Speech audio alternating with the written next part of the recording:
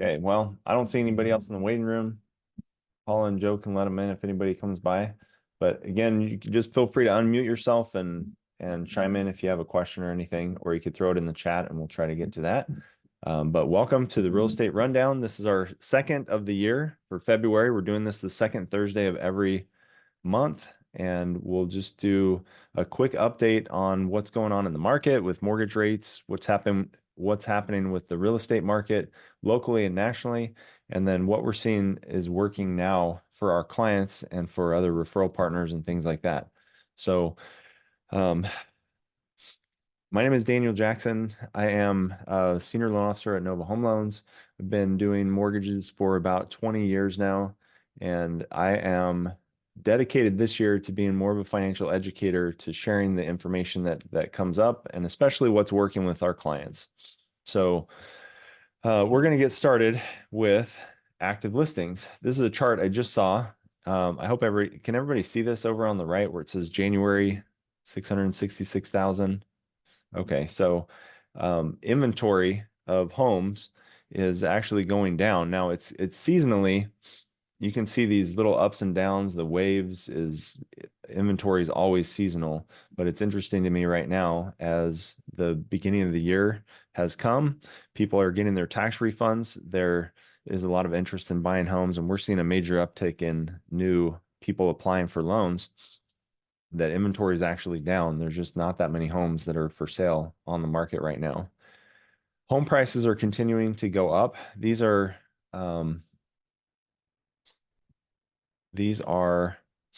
forecasts from 4 different agencies, and you can see the yellow is all-time high reading in real estate values. So last year, according to Case Shiller, home prices in the US went up 5.2%. And then just depending on who you're listening to, those numbers can vary a little bit. The FHFA says 6.6%, CoreLogic's at 5.5%, Black Knight says 5.6%. Now here's a chart of US home prices over the last few years back to 2018, and you can see this big peak right here in the middle of 2022, and then it's been coming down. Locally here in Yuma, our market looks a little flatter than that. We had the same kind of peak, but then there hasn't been a big decline in home prices. There's been these little ups and downs, but overall it's just very flat, very flat. When you compare 2022 to 2023, the average home price in Yuma went up about 2%. Now the units sold, so there's just fewer homes actually selling, so the market is pretty slow, and that is how it feels lately. Now, if you look at, this is the last year, so here's where they came up with that 5.5% average over the whole country. And I think it's real important to remember that real estate is very local. Every market is different. You can see some of the states, look over there in the east, you have them going up 7-8%. Maine, 11% appreciation last year. So just depending on where you are. Now, Arizona was 1.91 and Yuma was just about the same, right around that 2% mark of appreciation last year. The forecast, and we get this question a lot, so we subscribe to some different services that come out with this. So if you look at this says our median home price in Yuma is 291,000. Over the last 5 years, our historical appreciation rate was 8.5%. Over 10 years, it's about 5.5%. And we have 63 years of data on home appreciation in Yuma, and the long-term average is 4.1%. The forecast for this year is 4.75. So we'll see how that holds up. But assuming that 4.75 is an accurate number, if you bought a house for 291 today, it'll be worth 309 by the end of the year, 321 in 2 years, and by the end of 3 years, it'll be worth about 360,000. Mortgage rates have been trending downward. So we'll talk about this for a second. The 30-year conforming fixed rate average is about 6.6 right now. This is the look back of the last year. You could see in the fall of last year, we peaked out at almost 8%. And mortgage rates have come down quite a bit since then, down to 6.63 at the moment on average, or 5.94 on a 15-year fixed. So, but are rates going up or down? It's hard to say. So this is a look at the the market day by day, and you can see it trades kind of like the stock market where it's up and down, it's up and down. And just in the last week, mortgage rates have actually been going up after the Federal Reserve had their meeting and they made some comments about how it'll be longer than expected before they start cutting rates. Then the bond market didn't like that, and mortgage rates started to go back up a little bit. So they actually had this article in Housing Wire the other day that said mortgage rates surpassed 7% for the first time since December. So the reason why is right in here. It says after the last meeting, Chairman Powell signaled that the central bank isn't likely to cut interest rates in March as investors had hoped.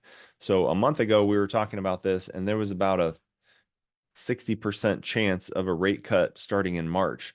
Now that's gone down to an 81% chance of no rate cut in March. Let me see. I thought I'd written this down, but now I don't remember, or I don't seem to see it. But we have less of a chance of a rate cut. Actually, everybody's thinking, all right, by March, they're not going to cut rates. May, they're not going to cut rates. But after that, starting in June and beyond, we're still at 100. The market is betting on 100% chances of a rate cut starting in June. So we're still expecting to see lower interest rates later this year. But as for right now, not that much lower. Now, Redfin, I thought this was interesting of what does it actually mean when rates come down? So Redfin pointed out that somebody with a $3,000 monthly budget has gained $40,000 in purchasing power since their mortgage rates were at their peak. So here's a chart that just shows you, let's use a $2,000 a month, or this is 1945 monthly payment. At a 6.75 rate, that gets you a $300,000 loan. And as the rates go up, the amount of loan you can qualify for with the same monthly payment obviously goes down. So at 7.5, it's 278 versus 300,000. So that jump in 0.75% of a rate will cut about $22,000 off your purchasing power. Okay, I thought this was another interesting way of cutting down the long-term data. And this just shows that purchasing a home and holding it for 10 years has resulted in a profit every year except for one since 1942. So this shows you that year was 2000, 2006 when home values were starting to crash. All right, moving on. Okay, affordability is something that I'm always watching. The affordability takes how affordable is it to own a home in each individual market. So here in our home market of Yuma, Arizona, our affordability number is 116. So at a 100, the household that's earning the median income can exactly afford the median home price in that area with a 20% down payment. That's how they factor those numbers. So anything over 100 means it's more affordable to own a home than it is to rent in that area. Now, just looking at some of the other areas around us, oh, did I cut out where this is? I think this is El Centro, Imperial County, is at a 76. You can see their median household income is higher than ours, but their median home price is about 60,000 higher as well. So combine those two things together and it's less affordable. This one's Maricopa. Oh, right. It does say Imperial, doesn't it? This one's Maricopa County. The number's 80. Again, their median household income is quite a bit higher than ours, but so is their average home price over there. So it makes it less affordable. So a lot of people are getting a ton of junk mail. And so we're getting this question a lot lately is it worth it to refinance? So what's happening with mortgage applications down is mortgage companies are just not as busy as they used to be. And in order to try to drum up some business, they're starting to spam everybody, especially if you bought your house in the last year to year and a half and you have a higher interest rate, then you might start getting bombarded with text messages, phone calls, voicemail blasts, postcards in the mail, official looking letters in the mail, but all of it is spam and they're just trying to drum up some business. So you have to ask yourself when you're refinancing is, am I saving money? And the rule of thumb is that it should pay for itself within 12 to 24 months. So let me just show you an example of one that we ran for a client recently. And we offer a rate redo program where we put together the refinance with no lender fees, no out-of-pocket costs, and keeping your term at exactly the same as what you're at currently. So let me show you what that looks like. So this client got solicited in the mail from his current servicer, and they said, hey, we'll get you, you're at 7% now, we'll get you down to 6.625. So we ran the numbers and we're actually able to get them a little bit lower at 6.5 on a normal 30-year refinance. But here's what it normally looks like when you refinance. So he came in owing 156.6. And then after we add the closing costs and reestablishing your escrow account to the loan, then his new loan amount's 160,000. So we're adding cost to the loan, not coming out of pocket with it, but it's still adding to the loan amount. Now, by dropping the interest rate a 0.5%, we're saving $183 off the monthly payment. So that sounds pretty good. Now, doing a no closing cost refinance.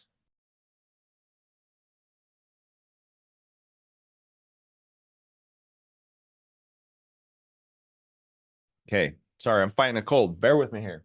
Okay, now doing the no closing cost refinance.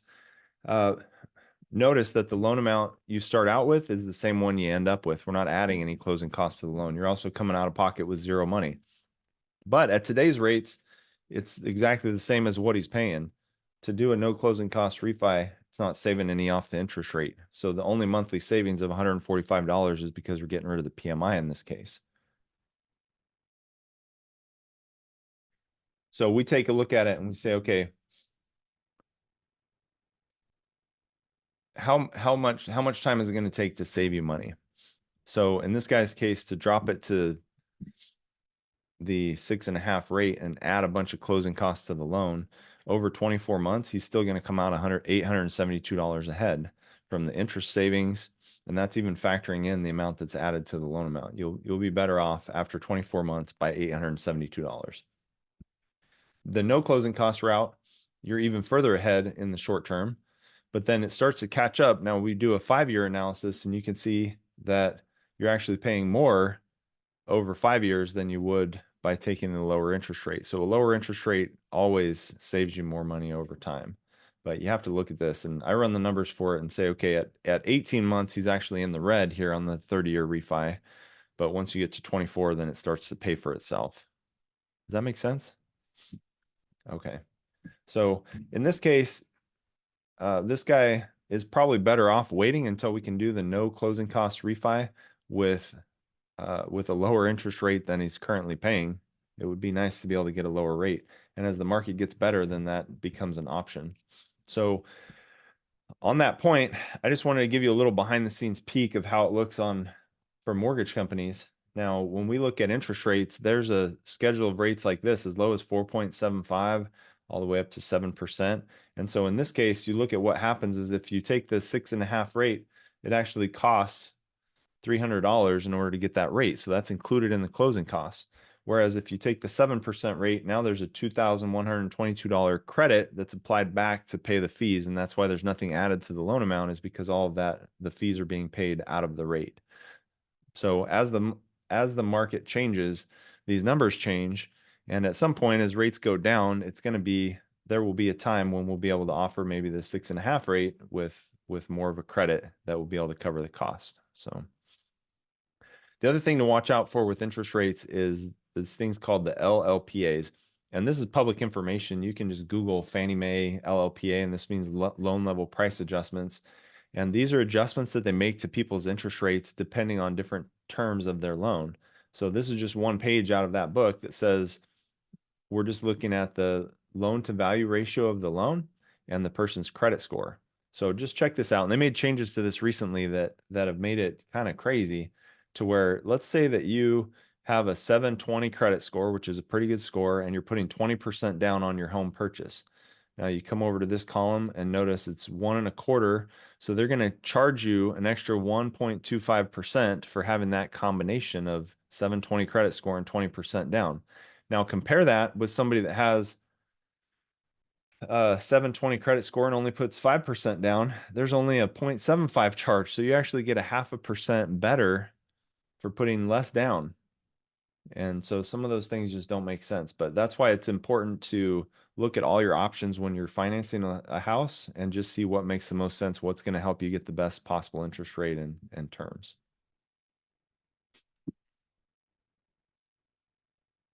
All right. Now we had recently this article came out that said meet the homeowners giving up their 4% mortgages and opting for cash out refis. So, and you think, all right, why would anybody do that? Why would you give up a low rate in order to take on a higher rate? Well, and the answer is because they have other debt. So credit card debt is skyrocketing right now. These are just a couple of screenshots I looked up online. Personal loans that are unsecured, you're looking at rates anywhere between what 8 and 30% for personal loans. Credit cards also 20%, 18%. This was on NerdWallet under excellent credit score credit cards, and you're still at 20%, 18%. Credit card interest rates are through the roof. So here's an example of a debt consolidation refinance that we did for a customer recently that had a super low rate. She had a 2.5 interest rate on a 20-year fixed. It's paying $850 a month. But she had all of these other debts that added up to almost $60,000 and $1,704 a month.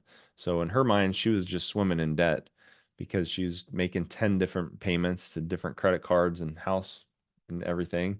And what she didn't realize until we ran the numbers is that her blended rate, when you calculate, even though over half, I mean, even though a biggest chunk, 121,000 was at the mortgage at 2.49%, when you calculate in all the high interest credit cards, the blended rate that she was paying on all her debt was 7.6% and 25.53 in monthly payments just towards debt each month.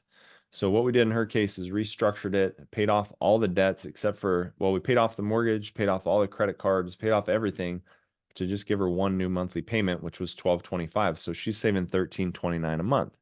Well, in her case, she didn't really need to save the $1,329 a month, and so she put that extra, or she was planning to. We should check in with her and see if she's doing it. Hopefully she is. But she was planning to put that extra $1,329 a month towards principal, which would put her on track to be completely, sorry, I'm clicking where I shouldn't click, to be completely debt free in less than 8 years, 7 years and 11 months. So I thought that was pretty cool. Even though, yeah, we took her mortgage from 2.5 to 5.75, and we increased her payment from 850 to 1250, took her from a 20-year term to a 30-year term, and really she was 2 years into it. So it was really an 18-year term to a new 30-year term. And we wrapped up all those unsecured credit cards into the mortgage, which could potentially put her house at risk. But she said it was life-changing, took her from having to pay 10 different things down to one. And we actually took the amount of interest that she's paying and reduced it. So I thought that was pretty cool. So sometimes your low interest rate on your mortgage might not be saving you as much as you think. So if anybody has a scenario like that, we have some really cool software we can plug it into and come up with a personalized debt elimination plan. Any thoughts so far? Any questions or anything? Brannick Harris raised his hand. I have a question about, so two things on that last part. So if a person's wondering if that's the right tack for them to take, obviously they just contact you guys and have you guys help them with their individual situation.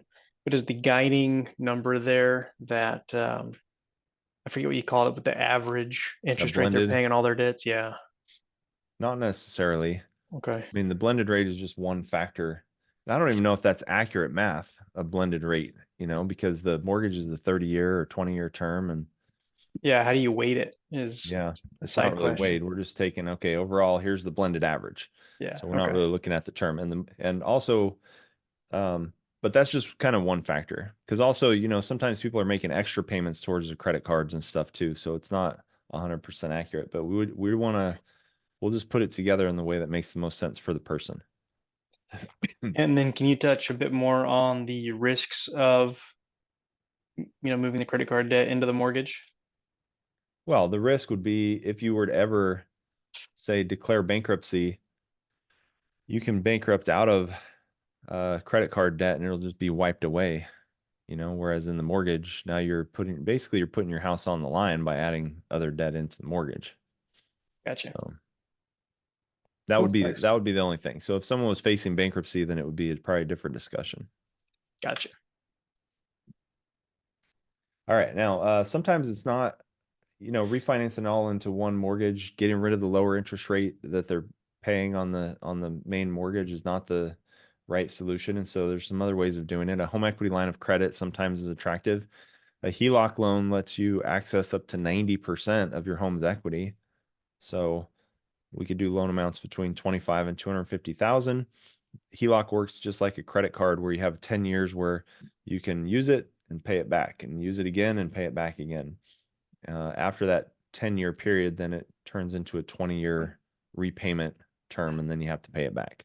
So these rates, the downside is they tend to be a variable rate. It's going to be prime plus something. Prime right now is 8.5. So the lowest rate you'll pay on one of these is 8.5%.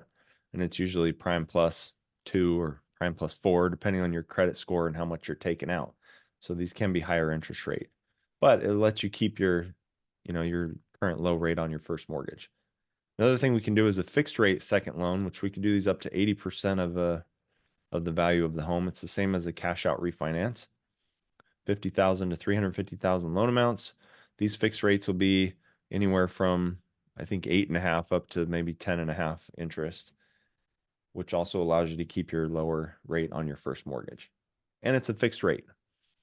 But instead of being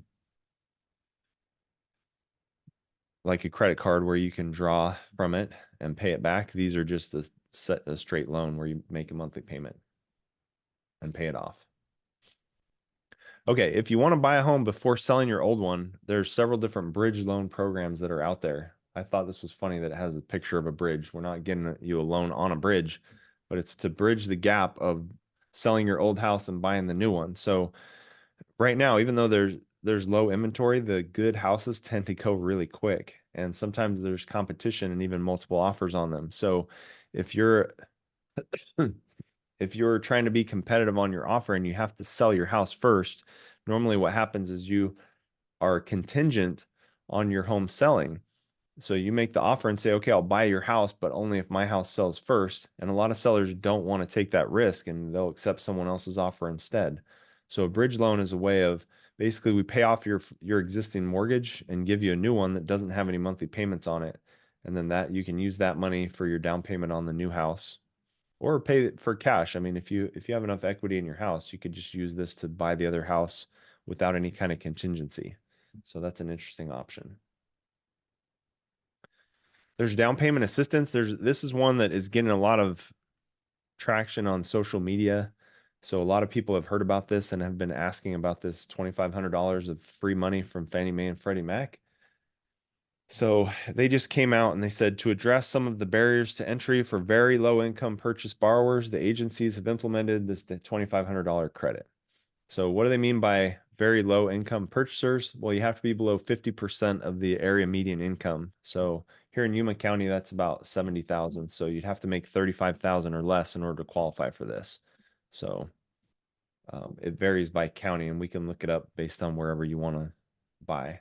But there is some money available that severely limits how much you're going to qualify for, because if your income is low enough to get the $2,500 of free money, then you won't qualify for much of a house. But it is an option that's out there, and some people will be able to take advantage of it. There's other down payment assistance programs available as well. It's not free money though. For most of these programs, it's you get your down payment assistance in the form of a second mortgage that you'll also have payments on. So but I mean, we just closed on one where he got into the house with almost no money out of pocket using one of these programs. So there's definitely ways of doing it. Oh yeah, here you go. 70,000 median income. This is for Yuma County. And then based on the number of persons in the family is where they go by how much you can make and still qualify for that program. Any thoughts on that? Questions? Okay. Sometimes people will want to come in and make a lowball offer on a house. This is happening a lot lately, so I just thought we would address it again. But list price of 350, let's say there's a house you want for 350, someone comes in and offers 10% less of 315. So what happens with the lowball offer is, well, if the seller agrees to that, they're going to make 35,000 less than they were planning on their home sale. And then the buyer, look at the difference in the monthly payment. What is that? $220 a month or so. So you save about $220 for the buyer, and it costs the seller $35,000. So one strategy that could work very well is a buy down counter where the seller says, okay, I can't take 315, but here's what I'll do is I'll sell you the house for 350 and I will pay to permanently buy down your interest rate for you. So in today's market, it'll be a cost of about 3%, and you can get the interest rate down well over 1%, down to 5.8. And so that would cost the seller $9,000, and it would have basically the same, very close to the same benefit to the buyer as paying 35,000 less for the house. So that's kind of a cool strategy for making the deals work. You can use it the same way around. Like say this buyer only qualified for 315, but he really wants that house for 350. He could do the same thing as say, okay, I'll pay you 350 for the house, but I need you to buy down my interest rate in order for me to be able to qualify for that payment. And the same kind of strategy will work that way.